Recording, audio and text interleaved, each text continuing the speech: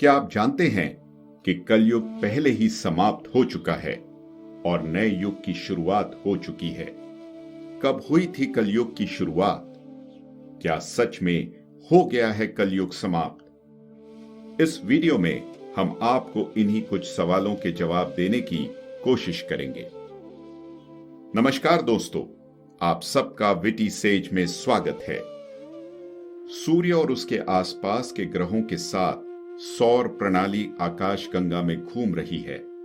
हमारे सौर मंडल को एक बड़े तारे के चारों ओर एक चक्र पूरा करने में 25,920 साल लगते हैं, जिसे सुपर सन कहा जाता है। आधी यात्रा में 12,960 साल लगते हैं। सतयुग, जो 5,184 वर्षों तक रहता है। त्रेता युग, जो कि 3,888 साल तक रहता है। द्वापर युग 2,592 वर्ष तक रहता है और कलयुग, जो 1,296 वर्ष तक रहता है। एक साथ लिए गए ये चार युग कुल 12,960 साल के होते हैं। जब भी हमारा सौर मंडल इस बड़ी प्रणाली के करीब आता है तो हमारे प्लैनेट में रहने वाले सभी जीव हायर पॉसिबिलिटीज की ओर बढ़ जाते हैं। जब भी हमारी सोलर सिस्टम इससे दूर जाती है, हमारे सिस्टम में रहने वाले जीव लोअर पॉसिबिलिटी में आ जाते हैं। तब हम कहते हैं कि यह कलयुग है।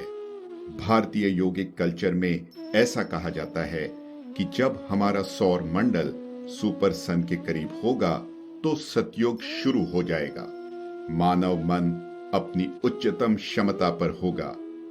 लोगों के जीवन को जानने की क्षमता, लोगों की संवाद करने की क्षमता, लोगों की खुशी से जीने की क्षमता अपने उच्चतम स्तर पर होगी, या दूसरे शब्दों में हम समझदार लोग होंगे।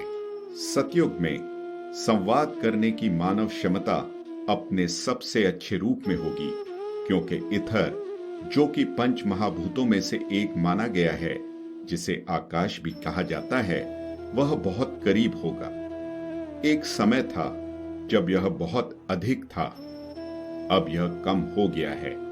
मानते हैं कि जब ईथर बहुत करीब है और मैं आपको कुछ बताना चाहता हूं, तो आप मुझे मन ही मन में सुन पाएंगे, जिसे हम आज टेलीपैथी भी कहते हैं। महाभारत की कहानी को एक निश्चित संदर्भ में देखने से हमें यह पता चलता है कि 3140 बीसी में कुरुक्षेत्र युद्ध समाप्त हो गया और 3102 बीसी में कृष्ण ने अपना शरीर छोड़ दिया। युद्ध के 3 से 4 महीने बाद कलयुग शुरू हुआ। श्री कृष्ण ने इस पे यह तक कहा था कि कलयुग में, जो कि सुपर सन से बहुत दूर है, इथर इतना कम होगा कि वहां के इंसानों को योग, ध्यान, मंत्र या यंत्र सिखाने की कोशिश करने का भी कोई मतलब नहीं होगा। बस उन्हें भक्ति सिखाना ही उचित होगा। आज 2020 शुरू है। कृष्ण का युग 5,122 साल पहले समाप्त हो गया। यदि आप 2,592 को घटाते हैं, जो कि कलयुग के 2 भागों की एडिशन है, तो आप 2,530 वर्ष पर आते हैं। इसका मतलब है कि हम द्वापर युग के 2,530 साल पहले ही पूरा कर चुके हैं, और जब से इसकी कुल अवधि 2,592 साल है, तब भी हमारे पास इसके पूरा होने तक 62 साल बाकी है। वर्ष 2082 में हम द्वापर युग पूरा करेंगे और त्रेता युग की ओर बढ़ेंगे। मानव चेतना के इस नए युग की भलाई और उन्नति के इस नए दौर में आगे बढ़ने से पहले दुनिया एक और उथल पुथल से गुजरेगी, जो कि युद्ध के संदर्भ में जरूरी नहीं है, लेकिन शायद पॉपुलेशन एक्सप्लोजन या नेचुरल कैलामिटीज के बारे में बताया गया है।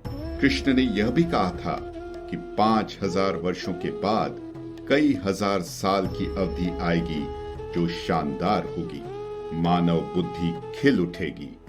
जैसे ही सौर मंडल सुपर सन के करीब आता है, यह बोध होता है कि पूरा शरीर और पूरा ब्रह्मांड एक इलेक्ट्रिकल स्ट्रक्चर है।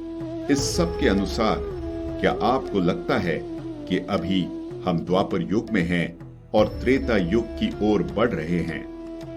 अगर हां, तो कमेंट सेक्शन में जरूर बताएं कि आपके इस पर क्या विचार हैं। और ऐसे ही माइथोलॉजी से जुड़ी वीडियोस देखने के लिए हमारे चैनल विटी सेज को सब्सक्राइब करें। धन्यवाद।